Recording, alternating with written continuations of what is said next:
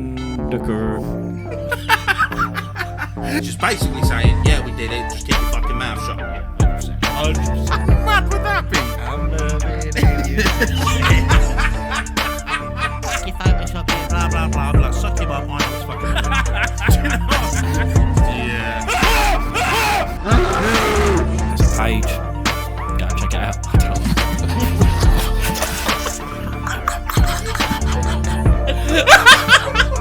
He throws for a wild card.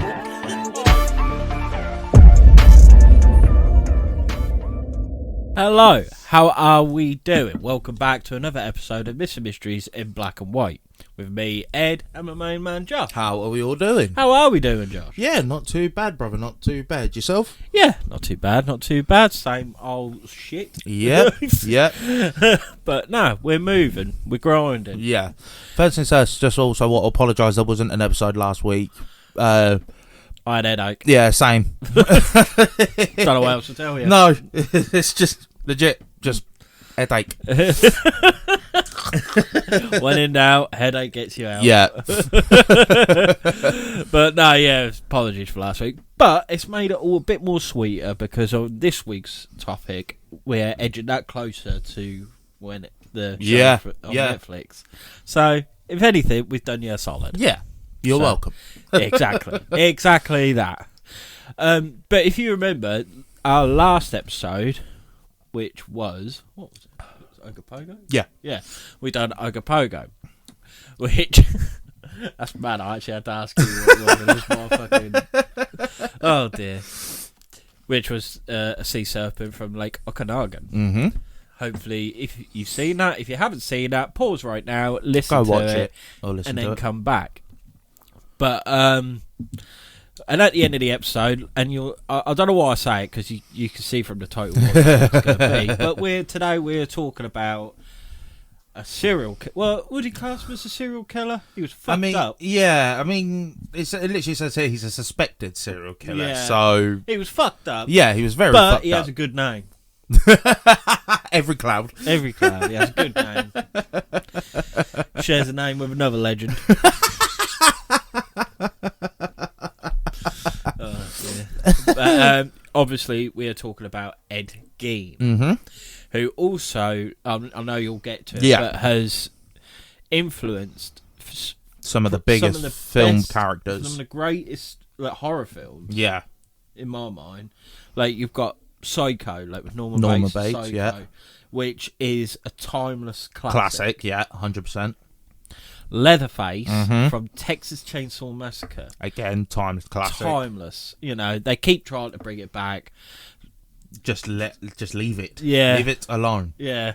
I mean, I'll still watch them, but they're terrible. Yeah. The new ones. Have you seen them? Yeah. Oh, dear. And Buffalo Bill Mhm. from Silence of the Lambs. Which again. So it's not Hannibal Lecter himself. No. But You know, the main villain. Well, no, I suppose Lecter is the main villain, but The other yeah, antagonist, like what the story is about. yeah, Well, yeah. Who they're trying to hunt in that? yeah, in a sense, that is Buffalo Bill, Mm-hmm. and all of these have been influenced by one Ed man. Gein. Yeah, And which is incredible because I mean, like all the other serial killers and stuff we've talked in the past. mm-hmm. I mean, John Wayne Gacy kind of like done it for Pennywise. Yeah, in a Kind roundabout in a sort of roundabout way. Yeah, I think Stephen King did say like he got the killer clip. yeah, Or was it? What, did he say he didn't? Oh, it's one or the other anyway. yeah. But like when you think of like Ted Bundy, Mm-hmm. there's never been a horror film. No, they had the Zac Like an Efron original one, horror but film yeah, that's been there's no. influenced. Yeah, exactly. There might be films about this specific person, Yeah, but there's no inspiration influence. from them. Yeah, exactly. Whereas with Ed Gein, because of the fucked upness, Yeah. I guess, Yeah. is where that actually stems from, Mm-hmm. and what actually made him be able to, Do this shit and just, yeah, like you say, create three of the biggest characters in horror film history. yeah, pretty much, I'd say, because I mean, because Texas Chainsaw Massacre, that was in the 70s. Psycho was in the 60s, I think so. Yeah. 50s or 60s, and then Silence of the Lambs. I mean, that was a book before Yeah. the film. Yeah. But and that was 90s. Yeah, I think it was. Yeah. Yeah, but so yeah, timeless. Yeah, 100%. Absolute, yeah. 100%. If you're a horror film fan, you've at least seen 2 of them.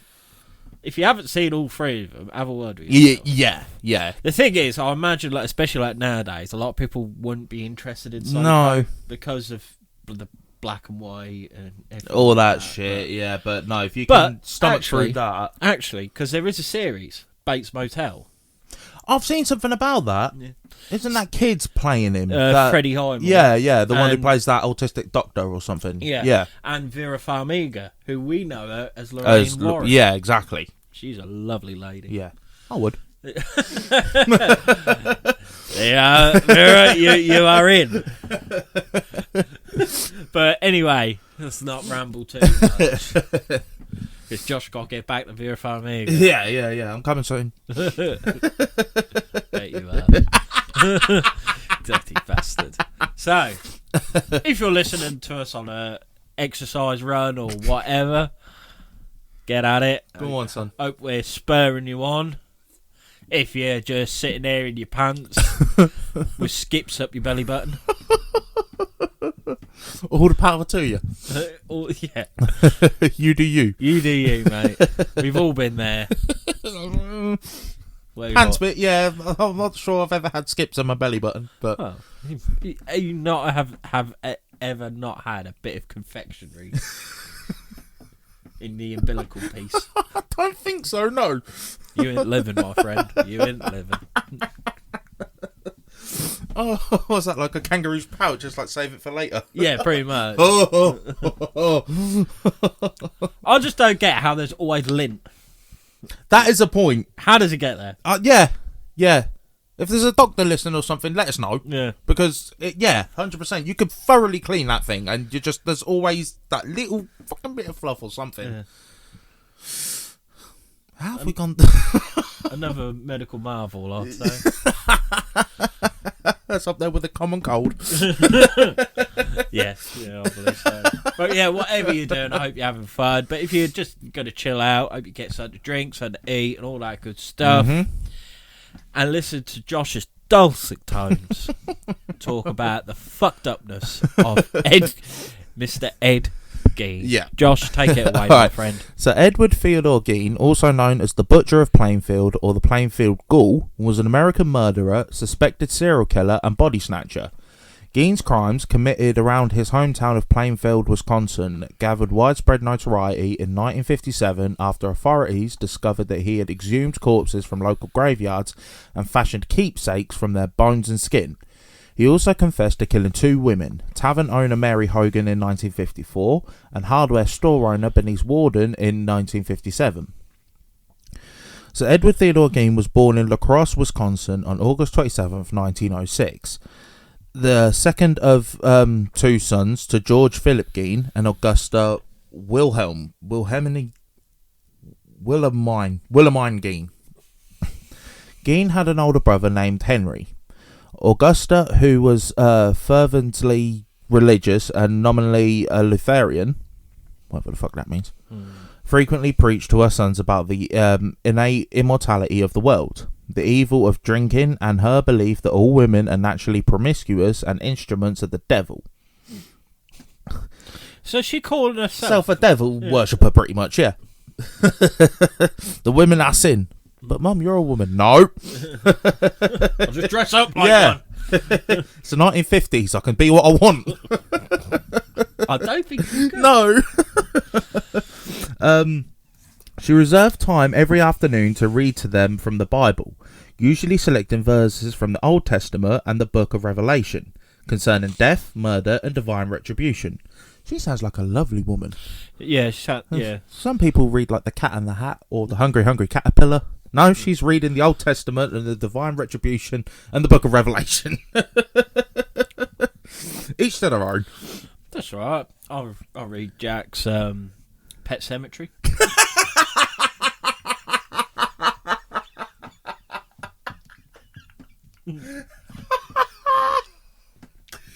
I don't before I catch the case. I don't. I can't read. I I'll just have pictures of possessions. Yeah, it's like, oh, look at that one. It's a bit fucked up. Yeah, because I always think, right, like, I'm not actually doing that, but like, because we're hunters. Yeah. You know, we go hunting, loads. Oh yeah. Yeah, loads. Fairly in. Yeah. And I not want to bring Jax up into that, but like, get him accustomed to it. Yeah. Because it's the whole thing, like with little kids and that, they're like, oh, they come in the room like there's a monster under my bed. Yeah. I want Jax to be the one, but like, I hope there's a monster in the bed. Yeah. Fuck it up. Yeah. But you know, if not, yeah. If not, if he comes in, I'll just chuck him under the bed. It's like, get used to it. Yeah. Get him in an armbar. Do you believe in ghost stories? Because you're in one. Oh God. What was that? Gein idolised and became obsessed with his mother. George Gein worked as a carpenter, tanner, and in the city fire department. He also owned a local grocery shop, but soon sold the business and left the city with his family to live in an 155-acre farm in the town of Plainfield, Wisconsin, which became their permanent residence. Augusta took advantage of this farm's isolation by turning away outsiders who could have influenced her sons. You fucking did well on that one, didn't you, Augusta? Gein left the farm only to attend school. Outside the school, he spent most of his time doing chores on the farm. Gein was shy. Classmates and teachers remembered him as having strange mannerisms, such as seemingly random laughing. Fucking did he influence the Joker as well? As if he were laughing at his own personal jokes. Just imagine that, like you're in the middle of a test or something, it's just... pigs. You're like, what the fuck's wrong with him? No, but also I'd be like, oh, I bet that was good. Ed, tell us. What was it, mate? Yeah. Go on. And then he's just like, oh yeah, I flayed a pig. It's just like, okay. I don't know. I feel like, oh, sick. Yeah, but why is he laughing at that? Oh no, some funny might have happened. He just grabbed his nose. Squeal, piggy! Yeah. I would find that funny though. Oh no. Augusta punished Gein whenever he tried to make friends. Jesus Christ! According to family acquaintances, despite his poor social development, Gein did fairly well in school, particularly in reading. On April 1st, 1940, Gein's father died of heart failure at the age of 66. Gein and his brother Henry began doing odd jobs around the town to help cover living expenses. The brothers were generally considered reliable and honest by the rest of the community. While both worked as handymen, Gein also frequently babysat for neighbours. He enjoyed babysitting, seeming to relate more easily to children than adults. I mean, yeah, I kind of get that. Yeah. If his mother's being that overbearing. Yeah, exactly. And stuff, yeah. No, I kind of get that. Henry began dating a divorced mother of two and planned to move in with her. He worried about his brother's attachment to their mother and often spoke ill of her around Gein, who responded with shock and hurt. On May 16th, 1944, Gein was burning away marsh vegetation on the property. The fire got out of control, drawing the attention of the local fire department. By the end of the day, the fire having been extinguished and the firefighters gone, Gein reported Henry missing. With lanterns and flashlights, a search party searched for the 43-year-old Henry, whose dead body was found lying face down. Apparently, Henry had been dead for some time, and it had appeared that the cause of death was heart failure, since he had not been burnt or injured otherwise. It was later reported by biographer Harold Schechter that Henry had bruises on his head. Police dismissed the possibility of foul play, and the county coroner later officially listed asphyxiation as the cause of death. The authorities accepted the accident theory, but no official investigation was conducted, and an autopsy was not performed. Oh, right. Questioning Gein about the death of Bernice Warden in 1957, state investigator Joe Wilimowski brought up questions about Henry's death. George Arndt, who'd studied the case, wrote that in retrospect it was possible and likely that Henry's death was the Cain and Abel aspect of this case. What that means, I don't know. Well, because Cain killed Abel. They were brothers. Oh, I've heard of Cain and Abel. I never knew the story. Cain was the first murderer. Whatever. Yeah. Oh, In the Bible. Yeah, because they are Adam and Eve's sons.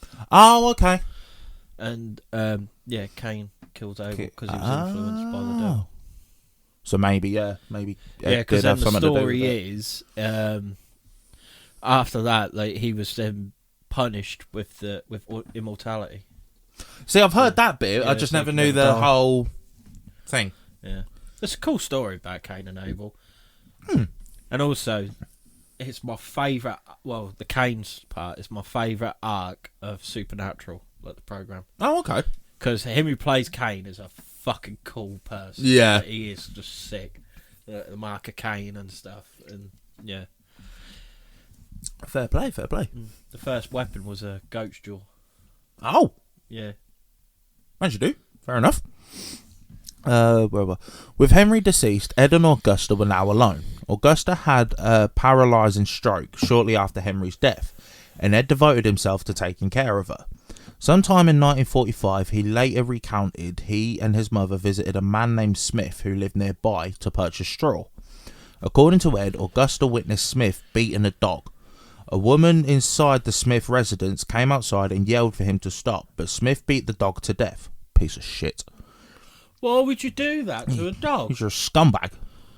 Aww. Augusta was extremely upset by this scene. However, what bothered her did not appear to be the brutality toward the dog, but rather the presence of the woman. Oh, for fuck's sake. Augusta told Ed that the woman was not married to Smith, so had no business being there, and angrily called her Smith's harlot. She had a second date. She had a second date. She had a second stroke soon after, and her health deteriorated rapidly. Augusta died on December 29th, 1945, at the age of 67. Ed was devastated by her death, and in the words of Schechter, he had lost his only friend and one true love, and he was absolutely alone in the world. One thing, I thought, because 1940s, what was happening in the 1940s? The war. Why weren't he at war? Farmers were exempt, weren't they? Because they were keeping the yeah. food source and shit going, weren't they? Oh, yeah, that's true. Yeah. I wish he did go at war. Yeah, he probably would have got some sanity. Yeah. Ironically. Yeah. Gein held on to the farm and earned money from odd jobs. He boarded up rooms used by his mother, including the upstairs, downstairs parlour and living room, leaving them untouched while the rest of the house became increasingly squalid. These rooms remained pristine. Gein lived thereafter in a small room next to the kitchen. Around this time, he became interested in reading pulp magazines and adventure stories, particularly those involving cannibals or Nazi atrocities, specifically concerning Ilse Koch, who had been accused of selecting tattoo prisoners for death in order to fashion lampshades and other items from their skin. Here we go. Yep. Gein received the farm subsidy. Subsidy.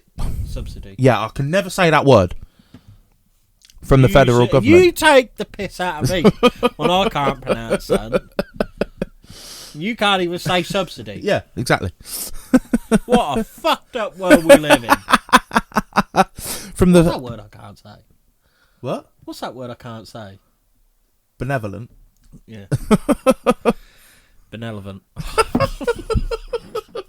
There you go. We've got a podcast and we're just two illiterate morons. Yeah, I know. It's not ironic, really. We're two retards. We're trying to read out stuff. We're just like... Not a podcast episode, so people must listen to going, what the fuck are they even trying to say? Oh, 100%. 100%. Whereas, like, yeah. All three of them.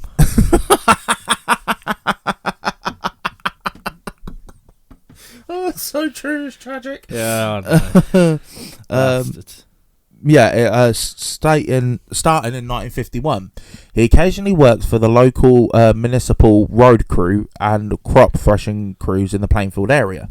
Sometime between 1946 and 1956, he also sold an 80-acre parcel of the land that Henry had owned. On the morning of November 16th, 1957, 15, I need to learn to read, you spastic. 58-year-old Plainfield hardware store owner, It's all right, mate. It's all right.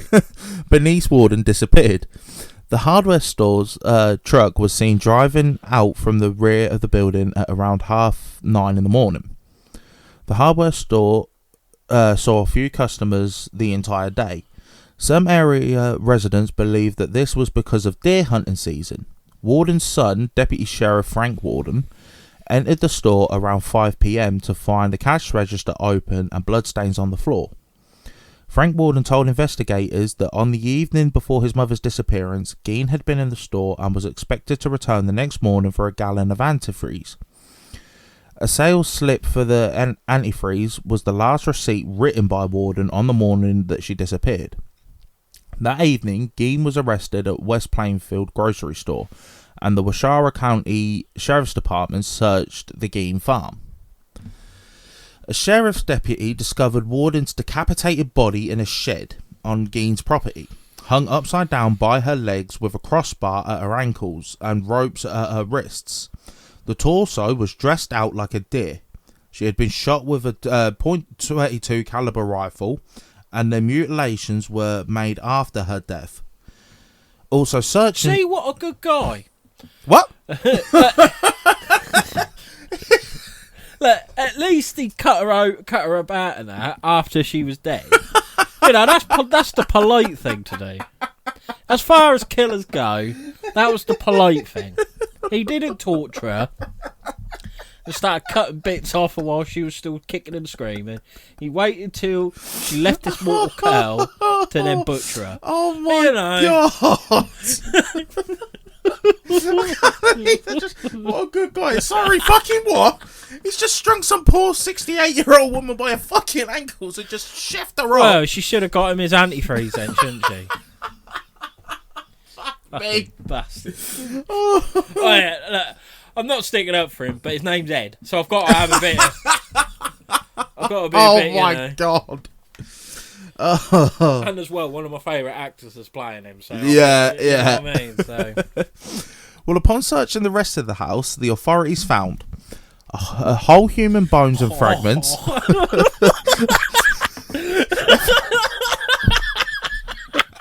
I feel like the geezer sitting there with a hot chip in his mouth.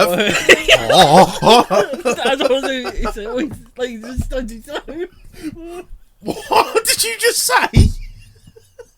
What even remotely was that? He's just so like you try. Oh, speak to which. Oh fuck. What was it? It's one note last week. Just got Jack's to bed and everything. I just went to the toilet, and as I come out, he has one of these like a little shopping trolley. Yeah. Got a bluey one, so made out of wood. Yeah. Oh, God, I stuffed my toe on that. It took every bit of me not to smash it up. Honestly, I was like, oh! I didn't.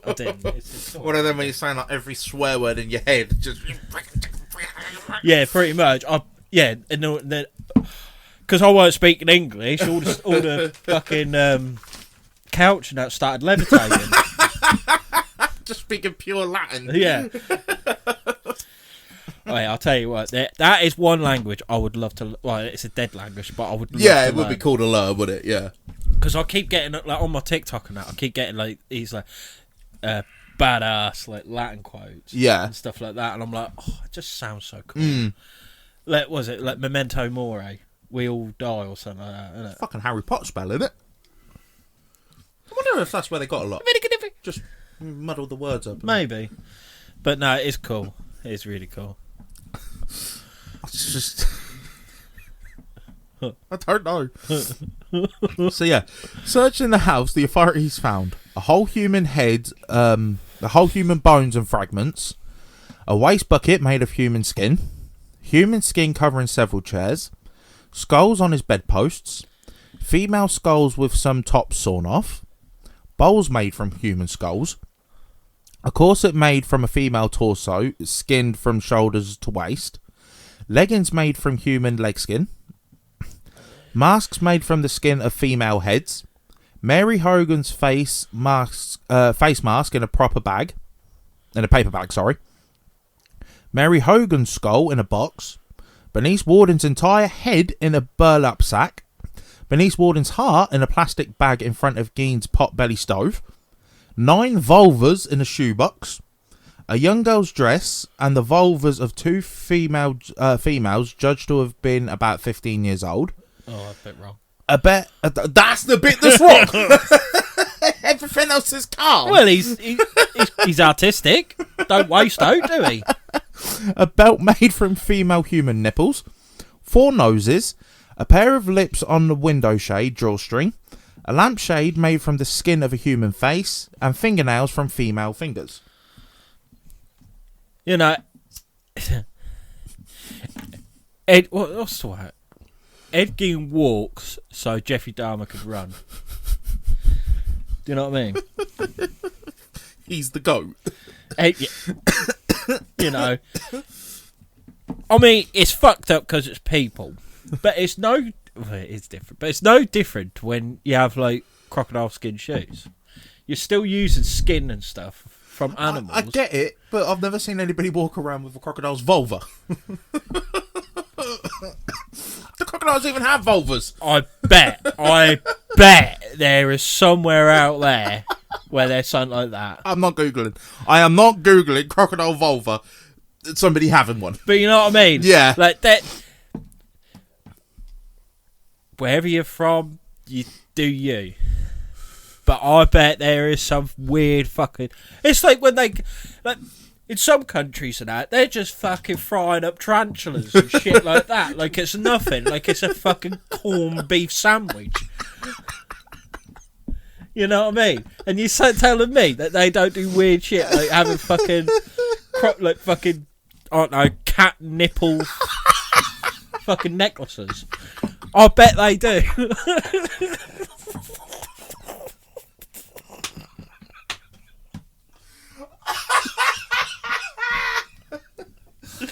That's a jazzy necklace. Where'd you get that from? Oh, my cat. But it's made of nipples, yeah. Cats have nipples. But do you know what I mean? Like, yeah, it's fucking rum because it's with people, but it's no different to what some people do with like animal skins and stuff. I think it'd still be a bit rum. It don't matter what animal it is. If they're walking around with their nipples around their neck, it's just artistic, innit? No, it's put that not. in a museum. That'd be worth fucking £250,000. Catnips. Yeah. Catnip. Somebody bought a bag of catnip. It was like, they fucking false advertising. Yeah. This is how you do it. Look on eBay, genuine catnip. Made from real cats. Made from real cat nipples. Alright, maybe not to that extreme, but you know. Fucking hell. These artefacts were photographed at the State Crime Laboratory and then decently disposed of. Bollocks, they chucked them on a bonfire. Yeah, but you imagine being the copper, like the first one to walk in and seeing all that. You'd be like, what? Well, I see a documentary. Apparently they just they screamed and just threw up everywhere. Well, you would, wouldn't you? Well, yeah, too right. But you're just walking in there and you just see a human skin and bones and nipples. But you know, vulvas everywhere. Yeah, I was going to like, say, you know there'd be that one fucked up cop that picked up the vulvas just chasing them like... Have you mean you? Yeah, 100%. It's like, oh, give me a kiss, give me a kiss. Yeah, have you mean you? Like Lewis or someone, doesn't it? Yeah. Come here, kiss, kiss. Give me your dirty making like a fucking puppet out of it. That's me, fat boy. Oh, I'll tell you what it kind of reminds me of. Have you seen when people make faces out of deer's asses? What the fuck? Yeah. No. Yeah. You fucking look. I'm not Googling faces No, from I deer's bet not. asses. Yeah, there's people out there that make like you use up the back end of a fucking deer and they make like faces. What out of the fuck is wrong with people? Jesus Christ. Just saying. Oh, fuck me. Ed just went, you know, fuck this, I'm doing this genuine.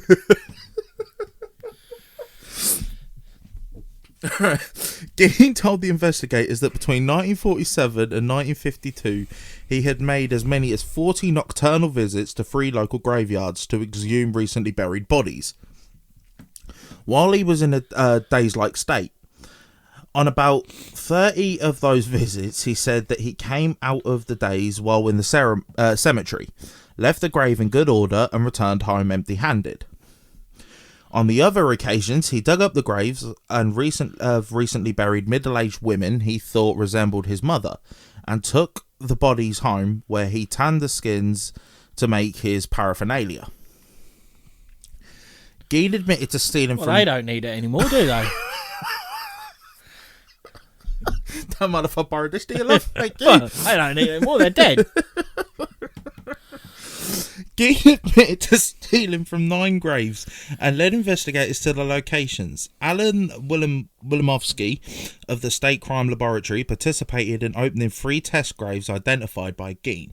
The caskets were inside wooden boxes. The top boards ran crossways. The top of the boxes were about 2 feet below the surface in sandy soil. Gein had robbed the graves soon after the funerals while the graves were not completed. The test graves were exhumed because authorities were uncertain as to whether the slight Gein was capable of single-handedly digging up a grave during a single evening. They were found as Gein described. One casket was empty, another casket was empty but contained a few bones and Gein's crowbar. And the final casket saw most... What a fucking idiot. Yeah. Leaving a crowbar behind. You're going to need that for the others. Come on, Ed. What was it going to Dragging our name through the mud here. Fucking leaving your crowbar. I wouldn't.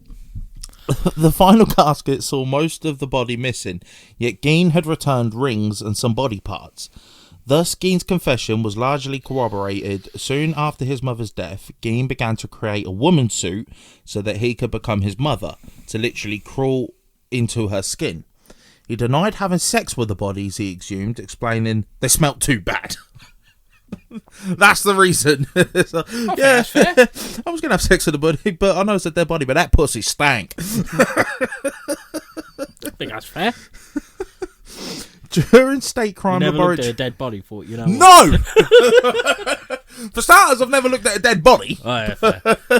Are you? No. I was going to say... I'm pretty messed up, I'll admit, but I ain't that fucking messed up. But they should just not look so damn sexy. It's all that embalmment. Yes. The smell is like erotic. Yeah, it's an aphrodisiac. What is wrong with us? It's like an aphrodisiac, isn't it? Oh my god. Jeez Christ. Oh, what has happened? Oh, I don't know. During the State Crime Laboratory interrogation, Gein also admitted to shooting 51-year-old Mary Hogan, a tavern owner missing since December 8, 1954, whose head was found in his house, but he later denied memory of details of her death.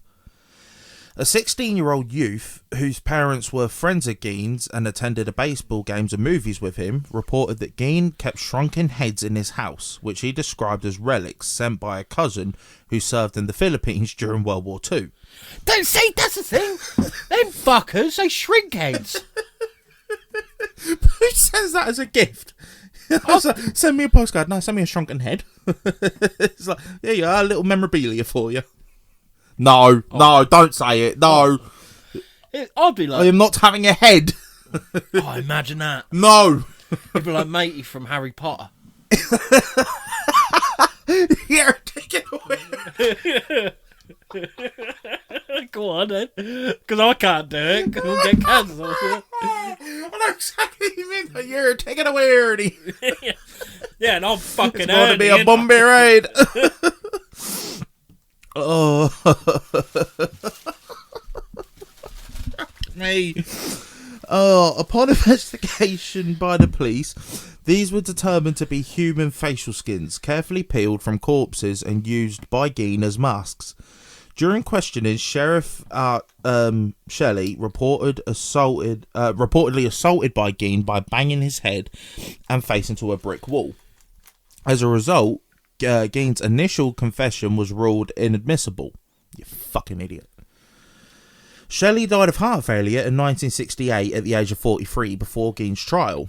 Many who knew Shelley said that he was traumatized by the horror of Gein's crimes, and this, along with the fear of having to testify, especially about assaulting Gein, caused his death. Thing is, why would you be scared? You're not dead. I know he's apparently killed 2 women and that, but it's you'd be more scared to die. Well, yeah, because then it's because he could get away with it. Yeah, because he's got to come and fucking dig you up. But he can't fucking open your box because the stupid twat buried his crowbar. Maybe he forgot. Do you know what I mean? It's like, where's my crowbar? Oh, for fuck's sake.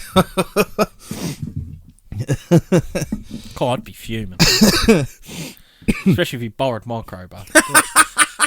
But Ed, you're digging that fucker back up then, aren't you? I want my crowbar back.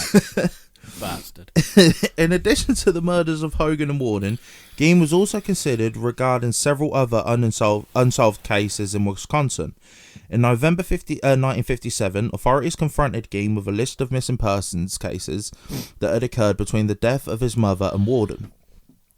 Their suspicions were further aroused after the discovery of Hogan's remains. However, lie detector tests exonerated Gein of any other murders, and his psychiatrist concluded that his violence was only directed to women who physically resembled his mother. Georgia Jean Reckler disappeared from near her farm home in Fort Atkinson at approximately 3:30 p.m. on May the 1st, 1947. She was given a lift home from Mayday. Yeah. She was given a lift home from grade school in Jefferson by a neighbour who dropped Reckler off at the lane that led from US Highway 12 to the Reckler farm. Reckler was last seen pausing to open the family mailbox and removing a stack of mail. Witnesses reported seeing a dark-coloured, possibly black 1936 Ford sedan with a grey plastic spotlight in the vicinity that afternoon. Gein owned a black 1937 Ford. That don't mean shit. Ford was the most popular car back then. Well, that's what they're saying. It's a completely different car. Yeah. I thought you said that it was the same car. No. They spotted a 1936 Ford sedan. He had a 1937 Ford. Ford what? Don't know. Just says Ford. Well, just 1 year. Yeah. Different car, isn't it? Maybe. There was also Evelyn Grace Hartley, who was 14, who went missing while babysitting a 20-month-old girl at a home in La Crosse State College. Victor Harold Travis, 42, a resident of Adams County, went off to deer hunt in the company of acquaintance Raymond Burgess on November 1st, 1952.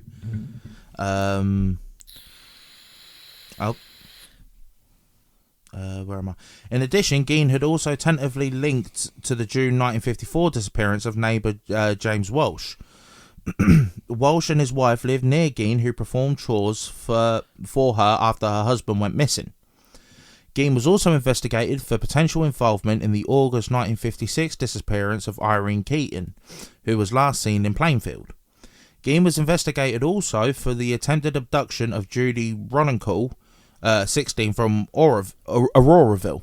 On November 21st, 1957, Gein was arraigned on arraigned? Arabia. What the fuck does that say?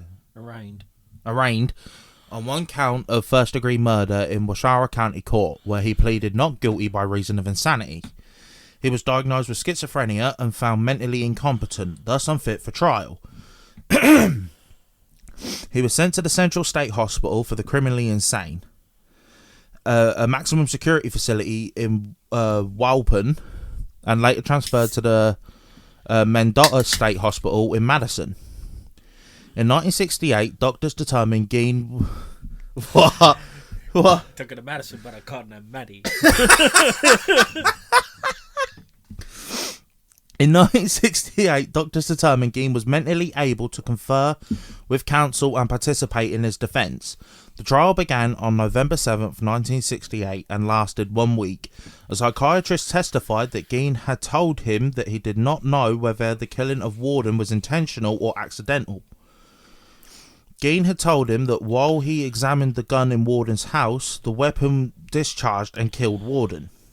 He said that he had not aimed the rifle at her and did not remember anything else that happened that morning. At the request of the defence, Gein's trial was held without a jury, with Judge Robert H. Gollomar presiding. Gein was found guilty by Gollomar on November 14th. A second trial dealt with Gein's sanity. After testimony by doctors for the prosecution and defence, Gollomar ruled Gein not guilty by reason of insanity. He ordered him committed to Central State Hospital for the criminally insane. Gein spent the rest of his life in a mental hospital. Judge Gollomar wrote, due to the prohibitive costs, Gein was tried for only one murder, that of Mrs. Warden. He also admitted to killing Mary Hogan. Gein died in Mendota Mental Health Institute due to respiratory failure secondary to lung cancer on July 26, 1984, at the age of 77. Over the years, souvenir seekers chipped away pieces from his gravestone until the stone itself was stolen in 2000. It was recovered in June 2001 near Seattle, Washington, and was placed in storage at the Washara County Sheriff's Department. Gein was interred between his parents and brother in Plainfield Cemetery. His gravesite now unmarked but not unknown. Gein's story had a lasting effect on American popular culture, as evidenced by its numerous appearances in film, music, and literature. The tale first came to widespread public attention in the fictionalized version of Robert Bloch in his 1959 suspense novel Psycho, in addition to Alfred Hitchcock's 1960 film of Bloch's novel Psycho. Gein's story was loosely adapted in numerous films, including Deranged in 1974, In the Light of the Moon in 2000, Gein the Butcher of Plainfield in 2007, Gein the Musical in 2010. Oh God, Bell made the nipples. Bell made the nipples. Bell made the nipples. The Rob Zombie film House of a Thousand Corpses and its sequel The Devil Rejects. Rejects, sorry. Gein served as the inspiration for the myriad fictional serial killers, most notably Norman Bates, Leatherface, Buffalo Bill, Garland Green, and the character of Dr. Oliver Thredson in the TV series American Horror Story Asylum. American filmmaker Errol Morris and German filmmaker Werner Herzog attempted unsuccessfully to collaborate on a film project about Gein from 1975 to 1976. Morris claimed to have interviewed Gein several times and ended up spending almost a year in Plainfield interviewing dozens of locals. The pair planned secretly to exhume Gein's mother from her grave to test a theory, but never followed through on the scheme, and eventually ended their collaboration. The aborted project was described in a 1989 New Yorker profile of Morris. Gein's story inspired American grunge band Tad to write the song Nipple Belt for their 1989 album God's Balls. Gein also inspired American thrash metal band Slayer to write the song Dead Skin Mask for their 1990 album Seasons of the Abyss. Also, Blind Melon singer Shannon Hoon stated in an interview that the song Skinned off their 1995 album Soup was directly about Gein, and explained many of the crimes he committed. Additionally, Gein was the inspiration and the namesake for the song Nothing to Gein by American heavy metal band Mudvayne, released in 2000 on their album LD50. The character Patrick Bateman in the 1991 novel American Psycho and the 2000 film adaptation mistakenly attributes a quote by Edmund Kemper to Gein, saying, "You know what Ed Gein said about women? He said, when I saw a pretty girl walking down the street, I think two things. One part of me wants to take her out, talk to her, be real and nice and sweet and treat her right. The other part wonders what her head would be like on a stick." In 2012, German director Jörg Buttgereit wrote a song, directed a stage play about Gein's case titled Cannibale und Leib, and theatre at Theatre Dortmund in Germany. The part Gein was played by actor Rothbeck. Yeah, Robeck. Robeck. According to George W. Arndt, news reporters at the time of Gein's crimes spawned a subgenre of black humour called Geiners. And in 2025, Charlie Hunnam will portray Gein in the Ed Gein story, the third season of Monster. Yeah. I'm so looking forward to Yeah, that. it looks unreal. You know, because like I say, he is one of my favourite actors, like from Sons of Anarchy and Pacific Rim, main two. And then, like, because they've done, because it's Monster in it. Yeah, like the show's Monster. Yeah, and I mean they smashed it with Jeffrey Dahmer. Dahmer, yeah. I haven't seen the Menendez brothers one. No, I've not. I know the story, but I haven't seen it. No, I haven't seen that. I mean, we'll probably will do. But then, yeah, when they said they was going to do Ed Gein, it's just like, ooh. You know, like, because to be that much of an inspiration for so much, yeah, like the people have been literally writing songs about the fucker. You know, like there was a fucking musical about him. Yeah, I know, that's a bit mad. I need to find it. Ed Gein musical. What the fuck? Yeah, and then and now doing it, and if you've seen, like, we've seen the trailer, and it looks mental. It looks so good. So it is going to be really, really interesting. 100%, 100%. Yeah, I can't wait for it. Because I remember when I was like a kid now, and I watched like Texas Chainsaw Massacre, and it said it's based on a true story. Yeah, I generally thought there was like a family. Yeah, I did that, and then like actually looking it up, and it was then that's when I found out about Ed Gein. Yeah, but no, because I thought fucking hell, in Texas, like there's actually a cannibal family. Yeah, one of them wears skin as a mask. And especially when the newer adaptations come out, when you see, you know, that police footage. Oh, and it says this is the last video footage found of Leatherface. I thought that was genuine. Yeah, I did for years. I did until someone said like, "No, Ed." Like, it's bollocks. Yeah, I was like, it's like this is who it's really about. Was you a bit disheartened when you found out? Yeah, 100%. Because I was expecting some big bastard. Do you know what I mean? And then you see little old Ed, and you're like, "Oh, is that it?" He don't look like he can hurt a fly. But then when you hear his whole backstory, you're like, "Oh God, this boy fucked up." But that is going to be very, very interesting. Yeah, 100%. But then again, like with all of this, is it just glamorizing serial killers? Of course it is. That's the problem with today's society, I'd say. Like, you look at so many. It's never really portraying the victims. It's never really giving them justice. It is literally all about the killer. Yeah. I mean, the best one, when it came to stuff like that, I thought was Zac Efron's Ted Bundy one. Because that weren't focused on the killings as such. No, it was focused on, like... Yeah, okay, it was focused on him, but it was more like his court trial. Yeah, and his girlfriend's point how of view. manipulative he really was. And yeah, like you said, his girlfriend's point of view, that she was none the wiser, but then it turns out she was the one that made the phone call in the first place and all of that shit. Yeah, 100%. So I think, like, with that, because... especially, like, I feel like with, like, Ted Bundy, because, I mean, it was a fair while ago, but it's not ancient history. No. To the point where probably a lot of the families of the deceased are still about. Yeah, 100%. And you don't want it just glorifying, like, him just going in and how he killed them and that, because fucked them up and everything. Yeah, fuck, exactly. It's like, especially like you said, from the family's point of view, if they're watching this film thinking, that's my nan. Do you know what I mean? Or something fucked up like that. Yeah, so I think, like, with that, and how they've done it with that is incredible. They've done that really, really well. Yeah. Dahmer, like Monster Dahmer, like, because that was a bit more like about him killing and stuff like that.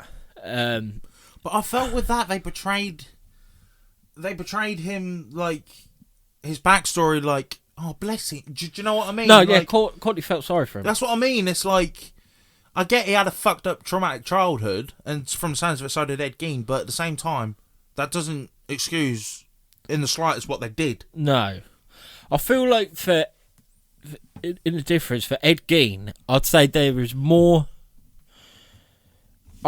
be more leeway with Ed Gein than there would be with Jeffrey Dahmer. For the simple fact is, because he went to school and that, but after that he was pretty much Yeah. He weren't allowed to talk to no one. No. Yeah, he went around doing odd jobs, being a handyman and stuff like that. But he weren't allowed really to talk to anyone or anything like that. Whereas with Dharma, he was they tried to give him like a normal life. Yeah. Yeah. Yeah, he got into alcohol and all stuff that like shit. that. But, you know, we like a drink now and again. Yeah. I don't fancy like bringing someone back, killing them. No, exactly. Them. No, 100%. As well with Dharma, it's a weird one because, like, I feel the parents haven't fucked up because I get it because it's their son. But, you know, like, obviously, they kept his brain in that. Yeah, a bit wrong. When they wanted to test it, see if he had that CTE. Yeah, it's like, I think I want that. I would, in a way. Like, if that was my son, I'd want to test to say, right, so it weren't him. It was, do you know what I mean? He had a brain disorder. Yeah. He had a degenerative brain disease or something that caused it. Yeah, because he didn't just do it out of his own accord. No, because then if it was out of his own accord, then it's their fault in a way. Do you know what I mean? It's they've brought it on. Yeah, exactly. Whereas, like you said, I'd want to know, because then if it's, no, that was not him as him. Person. You can almost remember your son for what he was, not what he became. Yeah, exactly. So I think I'd want that. Yeah, 100%. Obviously, it's that risk because obviously, if there is nothing wrong with his brain, then it's like, fuck, what did we miss? But it's that 50-50. Yeah, exactly. But no, I think that about wraps up Ed Gein. Yeah. So Ed, what are we doing next week? I feel like doing a mythological animal. Or monster next week. Mm-hmm. And I want to do another one of my favourites. It's got lots of heads. Oh. It apparently had poisonous breath. Oh. And it was the second labour of Hercules. Oh, come on. So I am talking about the Hernian Hydra. Yes. Fucking get up. Get up. You know, which the Hydra is also a type of dragon. Yeah, it is, yeah. So that is where I'm in my element, because I love dragons. All types of dragons. One's with 4 legs, one with 2 legs, one's with no legs. One's with 1 head, 2 heads, 5 heads. 500 heads in the case of the Hercules film. Yeah. So, you know. Decent. Yeah, so I'll be talking about the Hydra. Sweet. But no, hopefully you've enjoyed this episode. If you want to find... It's been a fun one. It's been a mad one. Yeah. But if you want to find more about us, Ed, where can they find us? Well, you can find us on Facebook. It is a Facebook group called Missing Mysteries in Black and White. You can follow us on Instagram, which is Missing Mysteries _. Not the word underscore, the actual underline thing. You can follow us on X, which is Missing Mysteries 1. You can follow us on TikTok, which is my personal favourite platform. Yeah, 100%. Which is Missing Mysteries 10. You can subscribe to our YouTube channel, which is Missing Mysteries, but because of the algorithms and all that buggery, it's easier to find on one of our socials. Click the link and that will take you to our YouTube. Mm-hmm. And if you get to our YouTube, please subscribe so you don't miss any future episodes. Mm-hmm. Like, comment, share, all that good stuff. Because on YouTube, what you don't get anywhere else, you will get to actually see our faces. Hello. This is where we upload, where we do hunting. Mm-hmm. Because, you know, we've got... countless. Yeah, so many. So many. You don't know what you're missing. Like, we've caught a Bigfoot. Yeah. We've punched an alien in the face. Yeah. Josh nearly got took away by a succubus. A what? It's that lust demon. Oh, yeah. Yeah, I did, yeah. Painting. Yeah. I had arm wrestle with Yeti. Yeah. Fucking slammed him down. But anyway, what was I getting on with this? Anyway, oh yeah. But as well as our hunting videos, this is where we do our interviews and reacts. Mm-hmm. So yeah, please like, subscribe, comment, all that good stuff. You can email us. And that could be theories. What are your theories of Ed Gein?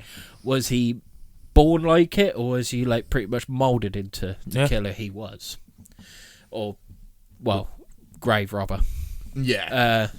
Mainly. What are you, criticisms of the show? Praises, which would prefer. Mm-hmm. Merch. Mm-hmm. Yep. We have merch, we just choose not to wear it at the minute. Syncom. So yeah, and merch. If you want to collab with us in any way, shape, or form, with us going on your show, podcast, or whatever, or vice versa, come on ours. If you want to go on a hunt together or whatever, we don't mind.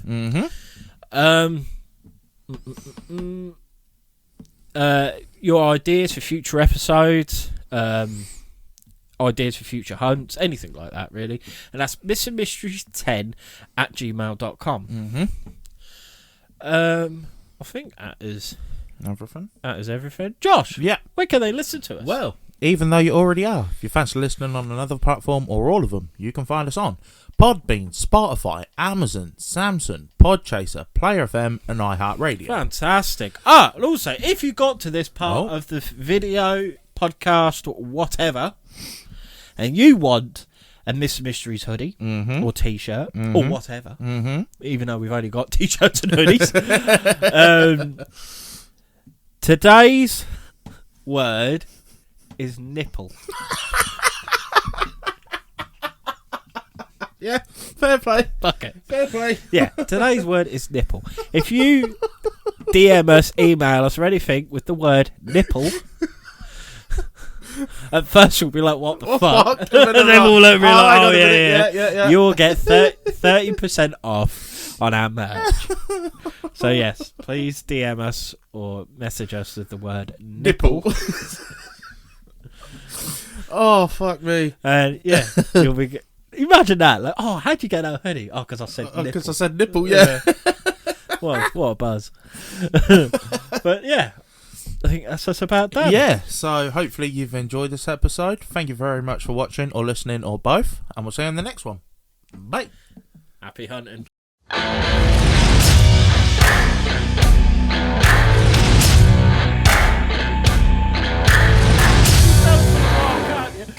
Oh, you made a mess of yourself, mate.